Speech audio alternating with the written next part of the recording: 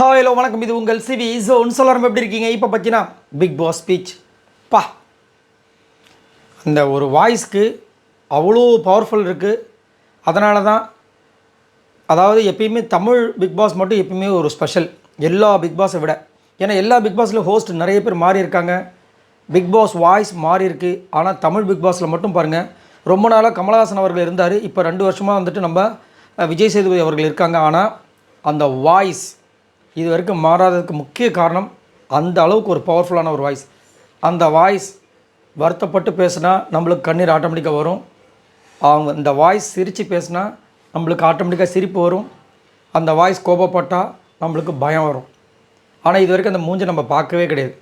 இப்போ தான் வந்து சோசியல் மீடியா இவர் தான் அவர் தான் சொல்லிகிட்டு இருக்காங்களே தவிர இது வரைக்கும் நம்ம பார்க்கல. அந்த வாய்ஸு அதுதான். அவர் நேரில் பார்த்தா கூட இவங்க இவ்வளோ ரியாக்ட் பண்ணுவாங்களான்னு தெரியாது. ஆனால் மைண்டுக்குள்ளே அவங்கவுங்களுக்கு பிடிச்ச மாதிரி ஒரு உருவத்தை வரைஞ்சி இப்படி தான் இருப்பாங்க அப்படின்னு அவங்களே வந்துட்டு உருவகப்படுத்திக்கிற விஷயங்கள். அது இங்கே வந்து தமிழ் பிக் பாஸ்க்கு கிடைச்ச ஒரு பெரிய பொக்கிஷமாக நான் பார்க்குறேன். இப்போ வந்து கேட்குறாரு அவர், எல்லோரும் உட்காந்துட்டு இருக்காங்க, 10வது வாரத்தை என்ட்ரு ஆக போகிறீங்க, எல்லோரும் என் மேலே கோவமாக இருக்கீங்கன்னு கேட்குறாரு. இல்லை இப்போ நாங்கள் ஏன் கோவப்பட போகிறோம்? அன்னைக்கு நான் பேசுனது என்னோடய ஆதங்கம் மட்டுமே, கோவம் கிடையாது, வேறு என்ன பண்ணுறது அப்படின்னு சொல்லிட்டு, நீங்கள் எப்பயுமே என்னோடய என்னவர்கள் தான், நான் உங்கள்கிட்ட பேசாமல் வேறு யார்கிட்ட பேச போகிறேன் அப்படின்ற மாதிரி சொல்கிறாரு. அதுக்கப்புறமா நீங்கள் எங்கே கோட்டை வெட்டிங்கன்னு உங்கள் எல்லாருக்குமே தெரிஞ்சுதா? கானவனத் நீங்கள் நைட்டு வந்துட்டு அமித் கிட்ட பேசுனீங்களே அப்படிங்கும்போது சொல்லுங்கள், நீங்கள் அவங்க நகை எடுத்துட்டாங்கன்னு சொன்னோடனே பதறிட்டீங்க, தோத்துட்டு நினச்சிட்டிங்க, ஏன் நாமினேஷன் ஃப்ரீ பாஸ் கிடைக்கல நினச்சிட்டிங்க. இதுக்கே பயப்படுறீங்க? நாமினேட் ஆகுங்க, நாமினேட் ஆனால் உடனே வந்து நீங்கள் வெளியே போயிடுவீங்களா? மக்கள் தானே அதை முடிவு பண்ணோம், ஏன் பயப்படுறீங்க? இது வினோத்துக்கு மட்டும் இல்லை எல்லாருக்குமே அப்படின்றாரு. சூப்பரில், நாமினேஷனாகவே பயப்படுறாங்க, கதறாங்க, ஐயோ நாமினேஷன், ஏன் பயப்படுறீங்க? உள்ளே இருக்கணும்னு பார்க்கக்கூடாது, நம்ம எப்படி இருக்கோன்றதை மக்கள் நம்மளுக்கு காமிக்கணுன்றதை பார்க்கணும். உள்ளே இருந்தால் போதும், நாமினேஷன் ஆகாமல் அப்படியே இருக்கிற வரைக்கும் சம்பாதிச்சு போயிடலாம்.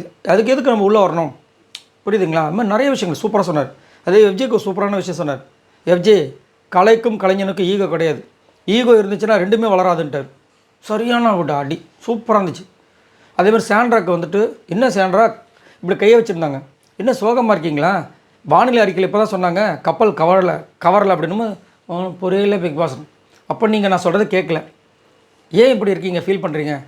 உங்களை பார்த்தோன்னா உங்கள் குழந்தை வளருவாங்கன்னு சொன்னால் அவங்க கண்ணில் தண்ணி வந்துருச்சு. முதல் கானவனத்தை ஆட ஆரம்பிச்சிட்டார்.